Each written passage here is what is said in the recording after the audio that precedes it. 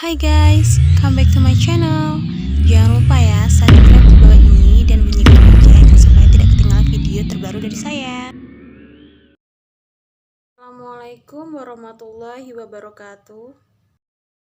Perkenalkan, nama saya Yuyun Warasinta, NPM 18040411176, kelas A, jurusan Ekonomi Syariah. Di sini saya akan membuat video untuk memenuhi mata kuliah fiskal moneter. Kebijakan moneter Islam, perspektif mikro makro. Pengertian kebijakan moneter Islam. Kebijakan moneter Islam syariah melakukan instrumen moneter yang sesuai hukum syariah dan tidak mengenal riba atau bunga, sehingga tidak mengenal sistem bunga atau diskon rate. Kebijakan moneter adalah upaya mengendalikan atau mengarahkan perekonomian makro ke kondisi yang diinginkan, yang lebih baik dengan mengatur jumlah uang beredar. Yang dimaksud dengan kondisi lebih baik adalah meningkatnya output keseimbangan atau terpeliharanya stabilitas harga atau inflasi terkontrol. Selanjutnya yaitu yang B, instrumen kebijakan moneter. Untuk menerangkan instrumen kebijakan moneter dalam makalah ini, kita akan membahasnya baik dari segi konvensional dan dari segi syariahnya. Yang pertama yaitu konvensional. Terdapat 3 instrumen dasar kebijakan moneter yang tersedia bagi bank sentral dalam melaksanakan kebijakan moneternya. Instrumen-instrumen dasar ini adalah rasio cadangan yang disyaratkan, tingkat diskonto, dan operasi pasar terbuka. Yang A, giro wajib minimum atau GWM. Bank berperan esensial memperantarai dana-dana dalam bentuk simpanan dari unit-unit ekonomi yang mempunyai akses dana ke unit-unit yang membutuhkan dana dalam bentuk pemberian pinjaman. Yang B, tingkat diskonto. Bank sentral tidak hanya menjalankan fungsi regulasi dan kontrol moneter, melainkan juga berfungsi sebagai bank bagi perantara-perantara keuangan. Sebagai bank bagi bank, bank sentral juga membentangkan pinjaman-pinjaman kepada bank-bank yang membutuhkan dana. Lalu yang C, yaitu operasi pasar terbuka. Operasi pasar terbuka atau open market operation melibatkan jual beli sekuritas pemerintah oleh bank sentral di pasar terbuka. Secara mendasar, operasi ini merupakan pertukaran aset-aset keuangan dan aset-aset moneter antara bank sentral dan publik. Pada pembelian di pasar terbuka, bank sentral memberi sekuritas publik dari katakanlah bank-bank komersial. Selain itu, menurut Adi Warman Karim, bank sentral dalam melakukan implementasi kebijakannya mempunyai 4 macam instrumen utama, yaitu yang pertama yaitu kebijakan pasar terbuka atau open market operation. Kebijakan membeli atau menjual surat berharga atau obligasi di pasar terbuka. Jika bank sentral ingin menambah suplai uang, maka bank sentral akan membeli obligasi dan sebaliknya akan menurunkan jumlah uang beredar, maka bank sentral akan menjual obligasi. Yang kedua yaitu penentuan cadangan wajib minimum atau reserve requirement. Bank sentral umumnya menentukan angka rasio minimum antara uang tunai dengan kewajiban giral bank yang biasa disebut minimum legal reserve ratio. Dan nomor 3 yaitu penentuan discount rate. Bank sentral merupakan sumber dana bagi bank-bank umum atau komersial dan sebagai sumber dana yang terakhir atau the last lender resort. Dan yang nomor 4 yaitu moral suasion atau kebijakan bank sentral yang bersifat persuasif berupa himbauan atau bujukan moral yang mempengaruhi tindak tanduk para bankir dan manajer senior institusi finansial dalam kegiatan operasional keseharian bisnisnya agar searah dengan kepentingan publik atau pemerintah. Selanjutnya yang kedua, yaitu dalam bentuk syariah. Di dalam konteks sistem moneter Islam, isu yang mungkin diajukan pada titik waktu ini adalah apakah instrumen-instrumen konvensional itu sudah memenuhi standar syariah. Dengan mencermati instrumen-instrumen kebijakan moneter di atas, maka yang mungkin pasti ditolak adalah tingkat diskonto, karena melibatkan pengenaan suku bunga atas pinjaman yang disediakan oleh bank sentral. Rasio GWM mungkin merupakan yang paling sedikit kemungkinannya ditolak, karena penggunaannya mungkin mencerminkan kontrol moneter dan juga hati-hati dalam melindungi dana para deposan. Bank sentral tidak boleh mengandalkan rasio GWM, karena rasio GWM itu tanpa kompromi dan kurang fleksibel, yaitu kerap kali rasio GWM mengakibatkan ayunan-ayunan lebar stok suplai uang, yang mana mungkin mempengaruhi harga-harga dan stabilitas keuangan secara merugikan. Opininya adalah bahwa operasi pasar terbuka masih boleh digunakan sepanjang sekuritas pemerintah yang diperdagangkan dalam transaksi adalah sekuritas Islam. Jelas ini menyoroti kebutuhan pengembangan pasar-pasar modal Islam, sehingga instrumen ini dapat digunakan secara efektif. Penggunaan diskon window masih boleh digunakan untuk meningkatkan ketersediaan kredit di dalam sistem perbankan. Namun, tingkat diskonto perlu dihapuskan sehingga aktivitas pemberian pinjaman memenuhi prinsip syariah. Adi Warmankari membagi instrumen-instrumen kebijakan moneter Islam dalam 3 mazhab, yaitu yang pertama, mazhab Istisoduna atau Bakir As-Sadr. Yang pertama yaitu pada masa awal Islam, tidak diperlukan kebijakan moneter karena hampir tidak adanya sistem perbankan dan minimnya penggunaan uang. Yang kedua yaitu uang dipertukarkan dengan sesuatu yang benar-benar memberikan nilai tambah bagi perekonomian.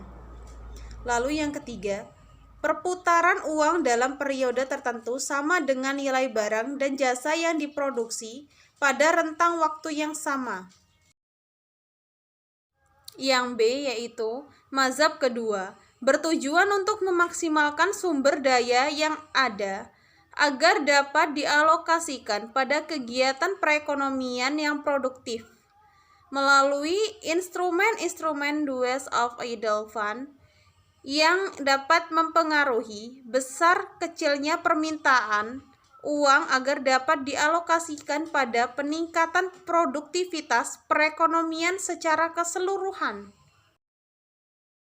Yang C, mazhab alternatif, kebijakan moneter melalui syuratik proses, di mana suatu kebijakan yang diambil oleh otoritas moneter adalah berdasarkan musyawarah sebelumnya dengan otoritas sektorial, sehingga terjadi harmonisasi antara kebijakan moneter dan sektorial.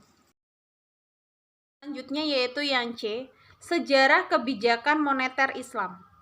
Sistem moneter sepanjang zaman ini telah mengalami banyak perkembangan. Sistem keuangan inilah yang paling banyak dilakukan studi empiris maupun historis bila dibandingkan dengan disiplin ilmu ekonomi lainnya. Sistem keuangan pada zaman Rasulullah SAW seperti digunakannya bimtalik standar, yaitu emas dan perak atau dirham dan dinar, karena keduanya merupakan alat pembayaran yang sah dan beredar di masyarakat. Nilai tukar emas dan perak pada masa Rasulullah SAW. Misalnya, pada masa Bani Umayyah, rasio kurs antara dinar dan dirham itu 1:12. Sedangkan pada masa Abbasiyah berada pada kisaran 1:15. Pada masa yang lain, nilai tukar dirham dan dinar mengalami fluktuasi dengan nilai paling rendah pada level 1:35 sampai 1:50. Instabilitas dalam nilai tukar yang ini akan mengakibatkan terjadinya bank coins out of circulations, atau kualitas buruk akan menggantikan uang kualitas baik. Dalam literatur konvensional, peristiwa ini disebut hukum Gresham, seperti yang pernah terjadi pada masa pemerintahan Bani Mamluk pada tahun 1263 sampai 1328, di mana mata uang yang beredar tersebut dari fulus atau tembaga mendesak keberadaan uang logam emas dan perak. Oleh Ibnu Taimiyah dikatakan bahwa uang dengan kualitas rendah akan menendang keluar uang kualitas baik.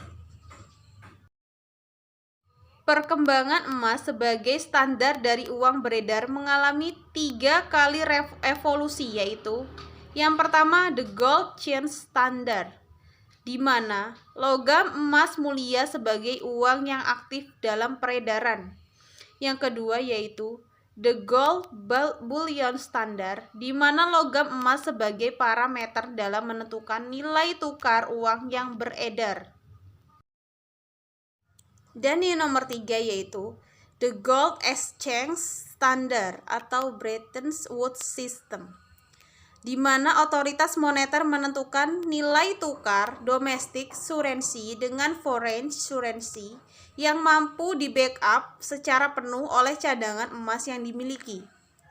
Dengan perkembangan sistem keuangan yang demikian pesat telah memunculkan uang fiduciar atau credit money, yaitu uang yang keberadaannya tidak di-backup oleh emas dan perak. Dan yang D yaitu prinsip-prinsip kebijakan moneter dalam Islam. Berpijak pada prinsip-prinsip dasar ekonomi Islam sebagai berikut. Yang pertama yaitu kekuasaan tertinggi adalah milik Allah dan Allah lah pemilik yang absolut. Dan yang kedua yaitu manusia merupakan pemimpin atau khalifah di bumi, tetapi bukan pemilik yang sebenarnya. Dan yang ketiga yaitu semua yang dimiliki dan didapatkan oleh manusia adalah karena seizin Allah, dan oleh karena itu saudara-saudaranya yang kurang beruntung memiliki hak atas sebagian kekayaan yang dimiliki saudara-saudaranya yang lebih beruntung. Dan yang keempat yaitu kekayaan tidak boleh ditumpuk terus atau ditimbun. Dan yang kelima yaitu kekayaan harus diputar. Dan yang keenam yaitu menghilangkan jurang perbedaan antara individu dalam perekonomian, dapat menghapus konflik antar golongan. Prinsip-prinsip lain yang ada di dalam kebijakan moneter secara sehat yaitu yang pertama, yang A mempunyai satu tujuan akhir yang diutamakan atau overriding objective. Dan yang B, kebijakan moneter bersifat antisipatif atau forward looking. Dan yang C yaitu mengikatkan diri kepada suatu mekanisme tertentu dalam membuat pertimbangan penentuan respon kebijakan moneter atau constraint discretion. Selanjutnya yaitu yang E, implementasi dari instrumen kebijakan moneter Islam. Beberapa contoh tentang penerapan instrumen kebijakan moneter Islam di beberapa negara, termasuk negara Indonesia. Dan yang pertama yaitu Sudan. Berikut ini adalah instrumen-instrumen moneter yang digunakan Bank Sentral Sudan dalam operasionalnya. A. Reserve requirement. Setiap bank harus menyadangkan pada simpanan BOS sedikitnya 20% atau 100% untuk simpanan mata uang asing dari total dana simpanan masyarakat, dengan mengecualikan simpanan investasi yang direfleksikan pada neraca akhir bulan bank tersebut. Lalu yang B, bank-bank konvensional harus mencapai dan memelihara rasio likuiditas sebesar 10% dan dana tabungan dalam bentuk mata uang global. Yang C, plafon kredit untuk sektor-sektor prioritas tertentu seperti pertanian, ekspor, perindustrian, yang keempat pertambangan dan energi, dan yang kelima transportasi dan pergudangan. Yang kedua yaitu Iran. Yang pertama, yang A, reserve requirement ratio antara 10% sampai 30%. Yang B, adjust open market operation. Pada dasarnya, OMO tidak dapat efektif digunakan pada negara yang pasar keuangannya atau finansialnya belum berkembang. Yang C, discount rate. Karena adanya pelarangan terhadap riba, maka instrumen jenis ini tidak digunakan seluas seperti pada sistem perbankan konvensional. Yang D, credit selling. Untuk mengendalikan penciptaan uang, pertumbuhan likuiditas oleh otoritas moneter. Dan yang ketiga yaitu negara Indonesia. Bank yang berdasarkan syariah Islam, Bank Indonesia menjalankan fungsinya bank sentral dengan instrumen-instrumen sebagai berikut.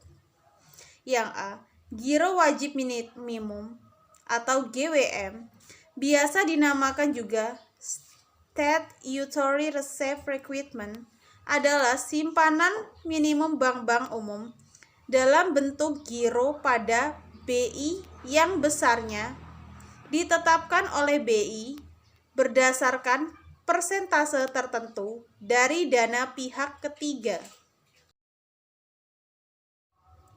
Besaran GWM adalah 5% dari dana pihak ketiga yang berbentuk IDR atau rupiah dan 3% dari dana pihak ketiga yang berbentuk mata uang asing.